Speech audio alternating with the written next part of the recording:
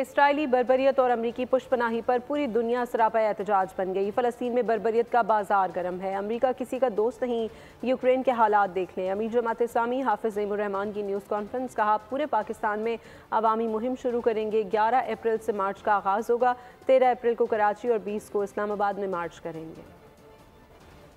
امریکہ کسی کا دوست نہیں ہے، دیکھنا ہو تو یوکرین کے حالات دیکھ لو۔ ہم یہ سمجھتے ہیں کہ ہمیں ان فلسطینیوں کے لیے اپنی بھرپور آواز اٹھانی ہوگی۔ غزہ کے لوگ ہمارے لوگ ہیں، ہمارے بچے ہیں۔ ہم اب فوری طور پر آج سے ہی پورے پاکستان میں ایک موبلائزیشن عوام کی شروع کریں گے۔